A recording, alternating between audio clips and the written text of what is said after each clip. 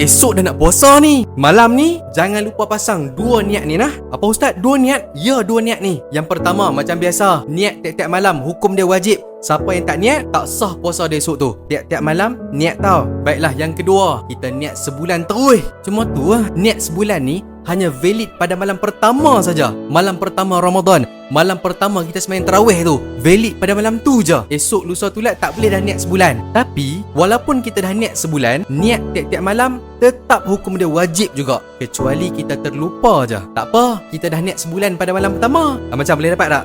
Okey, tak payah tunggu lama. Sebelum tu, tekanlah dulu butang share, butang repost, copy link masuk dalam grup. Bagi video ni dekat family kita. Bagi video ni dekat kawan-kawan kita. Bagi video ni dekat semua umat Islam yang ada kat luar sana. Bagilah video ni dekat mak ayah kita, isteri kita, anak-anak kita, jiran-jiran kita. Sebab kita tak tahu, ada hari kita terlupa nak niat. Betul tak? Share dulu, repost dulu, bagi kat semua orang dulu. Dah bagi dah?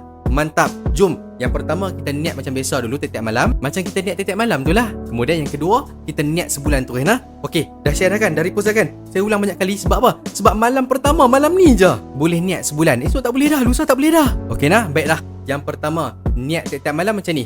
Tengok skrin, kita baca niat puasa sama-sama nah. Nawaitu sawma ghadin an adai fardi syahri ramadana hazihi sanati lillahi ta'ala.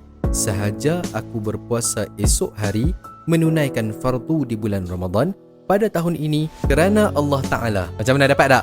Yang tu niat tiap-tiap malam. Jangan miss, jangan tinggal. Wajib niat tiap-tiap malam nah. Baiklah, niat yang kedua pula, niat sebulan. Tengok skrin, kita baca sama-sama nah. Nawaitu sawma syahri ramadana kullihi lillahi ta'ala. Sahaja aku berpuasa sebulan di bulan Ramadan kerana Allah Ta'ala. Macam mana dapat tak? Kalau dah dapat, jangan simpan seorang-seorang. Share, repost, sebarkan video ni sebanyak yang mungkin. Sebab masa kita